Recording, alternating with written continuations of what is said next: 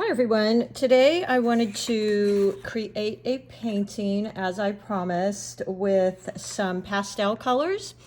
There's a couple different ways you can get these pastel colors. So the first one is going to be, and by the way, I'm using some sheets of my Artisto pads, which you know I absolutely love. Let me show you what that pad looks like. I share these a lot on here, and of course I don't have one here. Let's see. Here we go. Okay, so these are these Artisto pads you see me paint on all the time, and I love them because I can kind of just keep a journal of all of my paintings in it, and it's just a nice little pad. I will link these as always. They're the 140-pound cold press, and I'm going to be using both my 6 long round Princeton and my, excuse that camera shake, my 8 Velvet Touch round, my 2 favorite brushes. You can also use, if you're a beginner and don't want to invest in several Princeton brushes, this Degado set is absolutely wonderful. I've been using it now for 6 months. I think you get several round brushes for maybe $11, $12, where these can be $8 and $9 for one. So this Degado set is really great for beginners who don't want to invest all that money right up front, and you get quite a few, and they've really got some nice snap to them and stiffness, and the points are really great. But today I will be using my favorite Velvet Touch, and we'll link those. And then this 140-pound cold press paper. Okay, I'm also using my MeiLang palette, as you see me use all the time. Of course, my go-to is Winsor Newton, but they're a little pricey. So for my everyday painting, I've been using this MeiLang palette and just absolutely love it. And it just has so many different colors pre-mixed for the beginner. It's really easy. All right, so let's start mixing some of our colors. And there's, as I said, a couple different ways you can mix these beautiful pastel-y colors.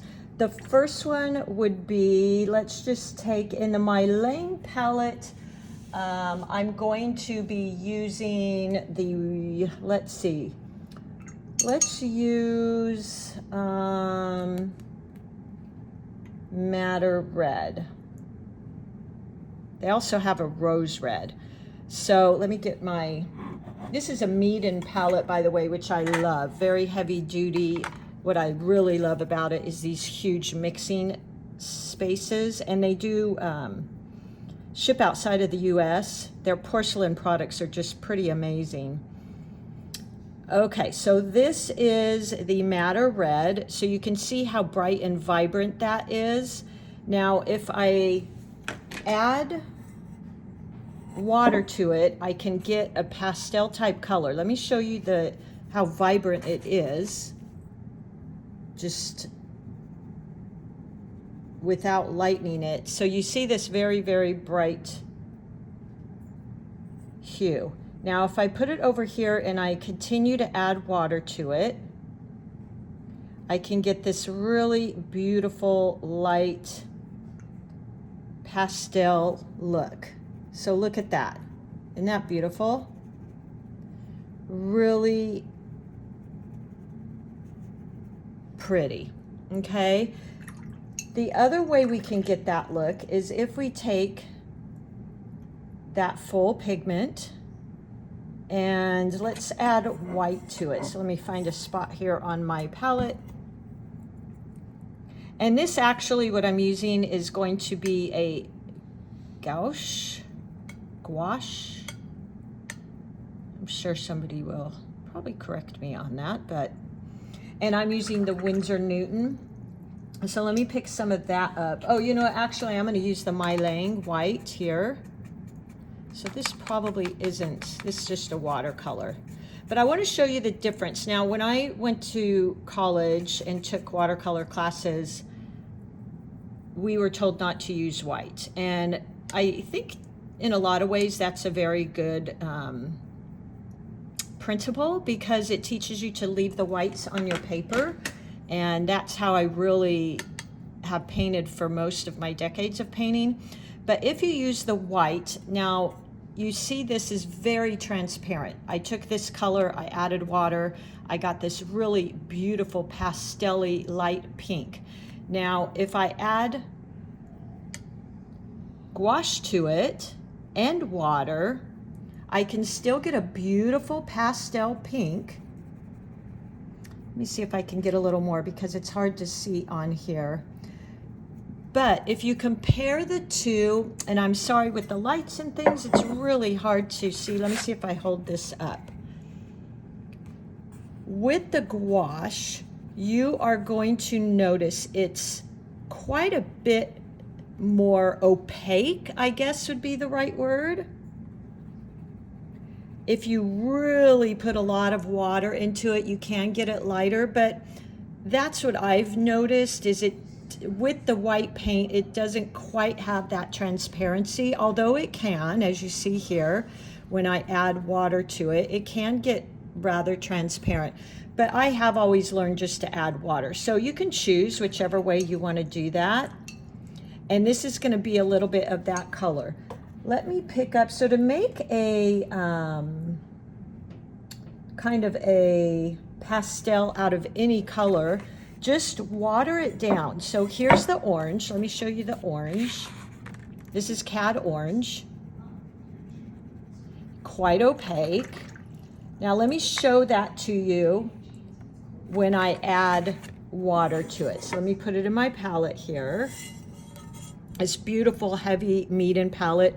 For those of you that like a palette that has these large mixing areas and very deep wells, you would love this. As well, when it's sitting on your desk, it's not gonna move, which is nice. So again, Meeden has some really nice quality palettes. All right, so there, I have put that in there. Let me add water to it and get a very transparent look. Let's see if we're there yet. Yeah. So there is a pastel orange, okay? You can add maybe just a tiny bit. So play with that. It's also just a very light value. If you wanted, now the color that I really like, as you see me use a lot, you can hear how heavy duty that palette is, can't you? By the way, I also use their water well, which I have used the same water wells for years. They were separate little containers. I switched to this beautiful Meeden porcelain water well, and I absolutely love it. I don't know if I'll ever use anything else. It's really great. Okay, back to this. So I love to mix cad orange with my either Opera Rose, if you're using Winsor Newton, or with this MeiLang palette that I love, you can mix that rose red. And it makes a beautiful, beautiful, now that's pretty rich and deep. So we're going to lighten that with water, do the same thing. See how light we can get that. There we go. I feel like I want a little bit more of that red in there. Look at that beautiful color. I'll put it on paper so you can see it.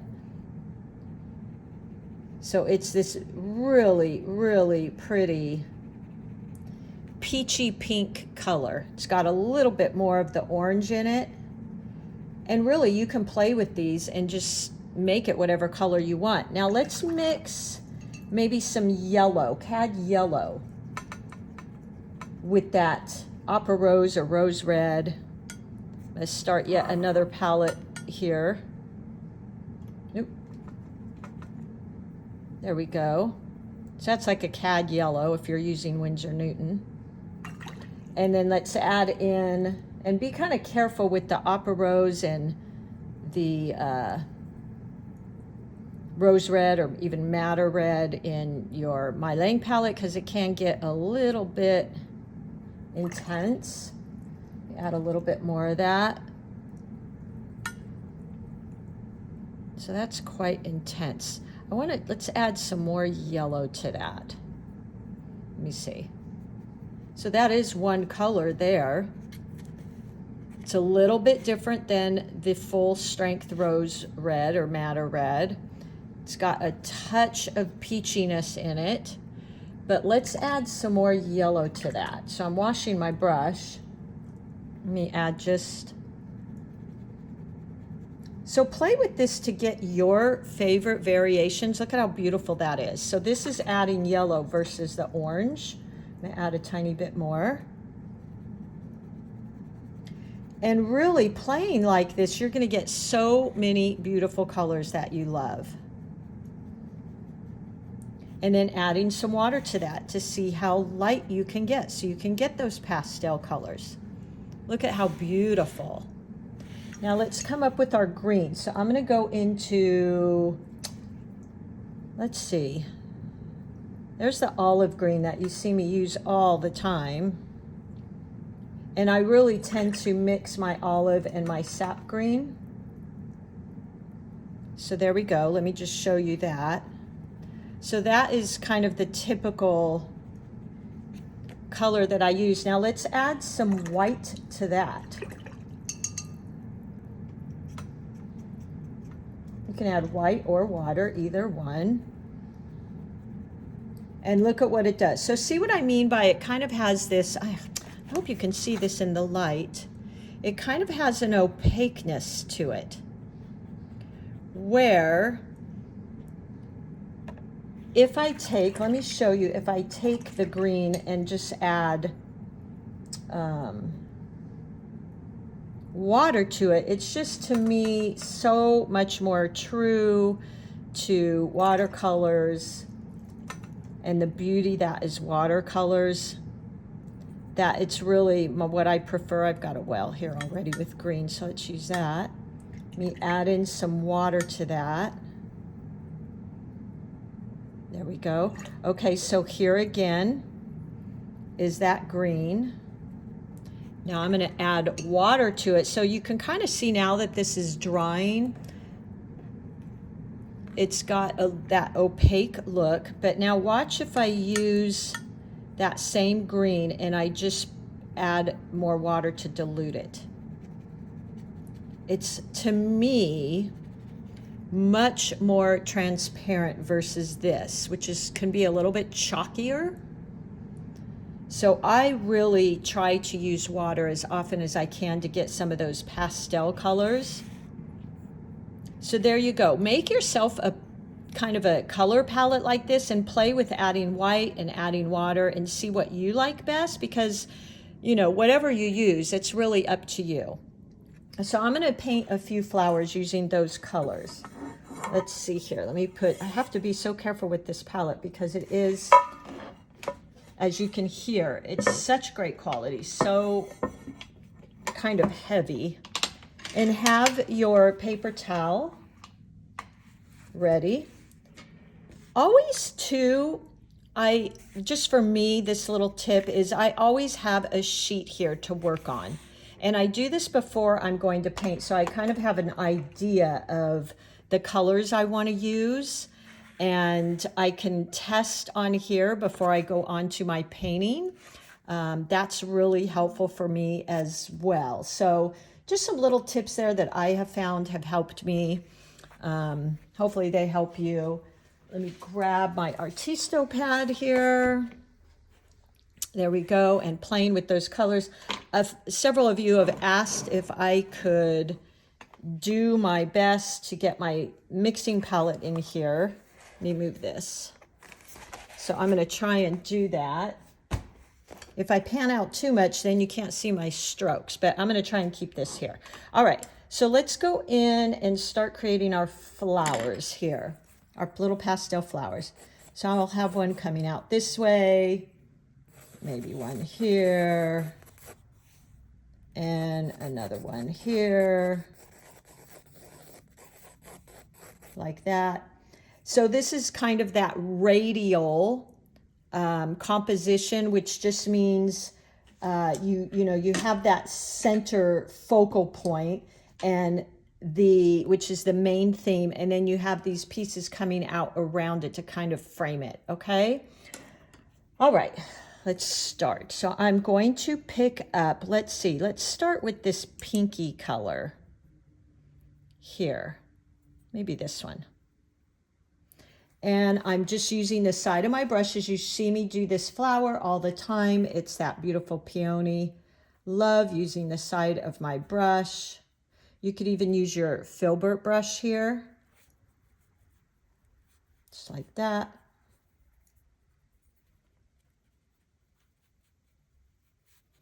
Always real fluffy, that's why I love it. And touching in before it dries, maybe with some of that beautiful orange, like this.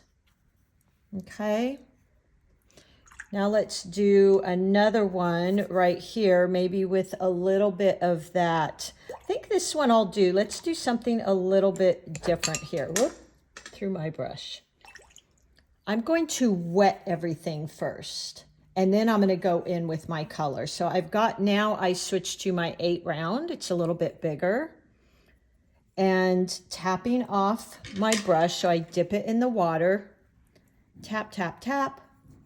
And let's go in, just using the tip of my brush, side of my brush. I'm just wetting, doing little C shapes. So you can't see those, I know, on the paper, but I'm doing these C shapes like that.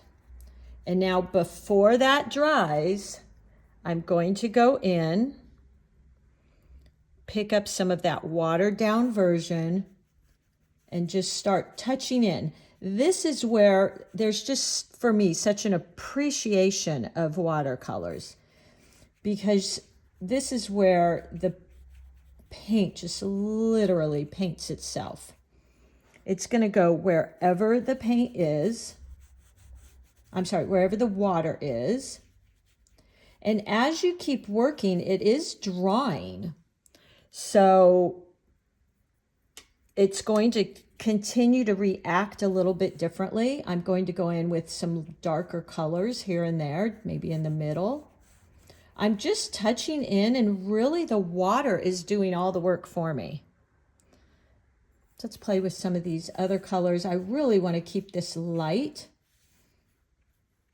because I like that pastel look, and know that watercolors do dry lighter. So there we go. I'm just going to leave that like that. Look how beautiful. I just love those colors. And then let's go down here to this one. So I'm working in 3s, rule of odds, and I'm going to pick up this darker color and just dip in my water and water that down. There we go. And let's make this one maybe facing downwards. So look how light. So this was wet and wet. I wet my areas and then I went in. This was wet on dry. This is also going to be wet on dry.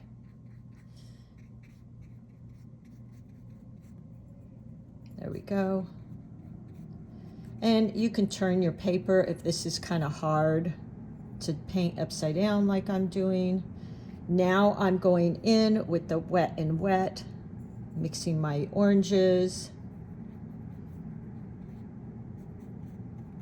Okay, so we've got these beautiful 3 flowers.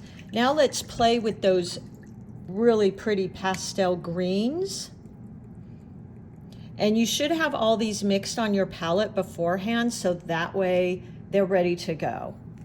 And I'm going to go in here and just start painting in some leaves. And this is with those brush strokes of point press, like that. Maybe go in with a little bit darker, touch in on that wet and wet again, and really let it kind of flow. I feel like I want to add a little bit of blue to this painting. So I'm going to touch in here and there with some of those blues. Look how pretty that is. I think blue is really pretty with these blushy colors. And the blue I'm using in the MeiLang palette, it could be cerulean in your Winsor Newton, but in the MeiLang, it's called sky blue. Or light sky blue, actually. So I think that's really, really pretty. I want it to be a little bit brighter. Let me pick up, I'm gonna try some cobalt blue here. Yeah, like that. And then I'll water that down. Oop, you can't see that, sorry. Here's my cobalt blue. My desk just isn't quite big enough to fit everything in, is it? So this is cobalt blue. Let's just tap in. Ooh, look at that, yeah. See how pretty that goes with the green? I think that's really lovely. Okay, and then we'll go in with some of that, and let's see. So I'm pinwheeling kind of around these flowers. Let's go into, I want to start playing with some burnt siennas, burnt umbers because of fall. So let's add in some of those. And I think it's so beautiful with the pinks. And as we move into fall, it really incorporates some of that. So you've got these beautiful pastels, these beautiful warm colors. I just think that's beautiful. And I promise I won't say the word beautiful one more time. I'll try not to. Okay. I'm even gonna go in here and make the little dots brown. How pretty is that?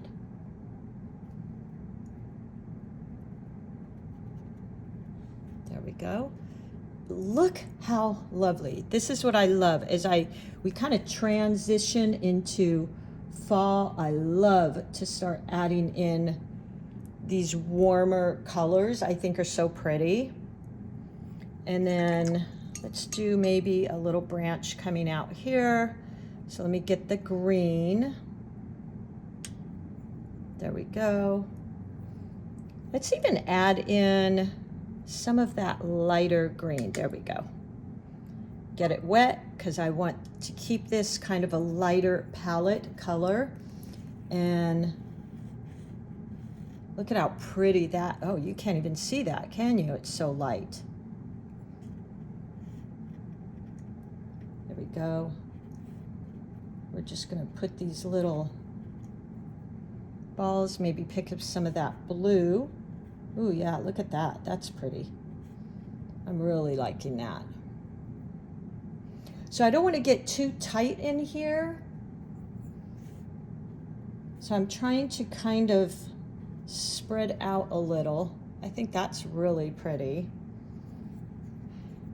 Use some more green. Maybe some of that brown. I even just mixed, oops, some of that green and brown. As you just see, I accidentally dotted in there. So you know what, maybe meant to be. Point press, like that. I really love the brown. Okay.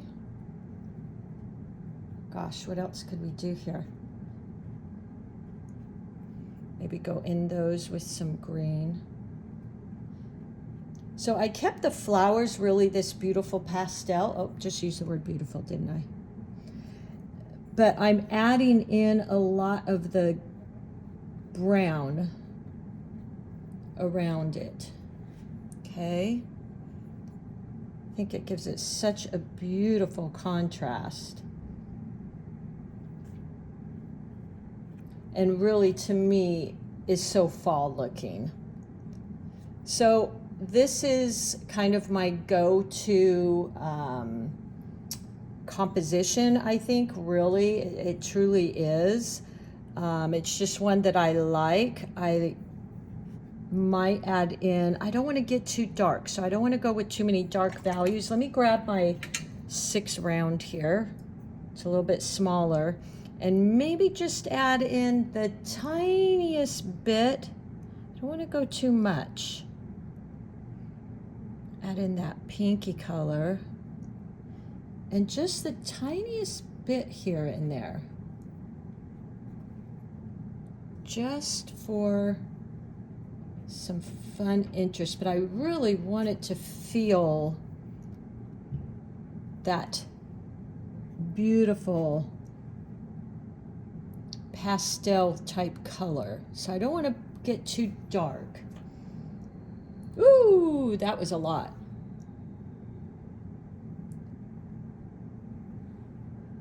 Maybe like that.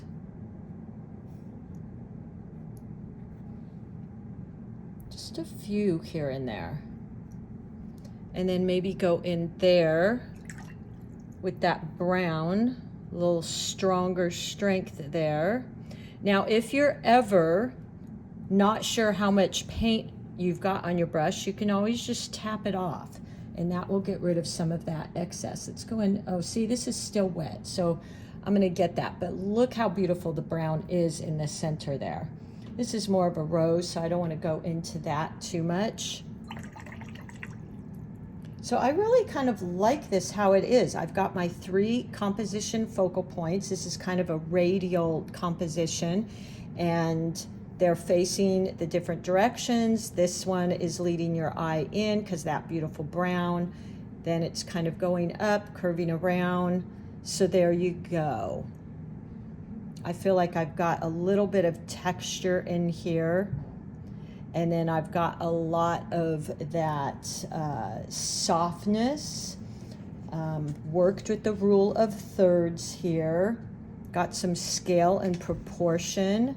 So I think we did rather well here. And I'm going to be adding a lot of these maybe golds and greens into my palettes as we move forward, because I feel like those very much have that feel of fall.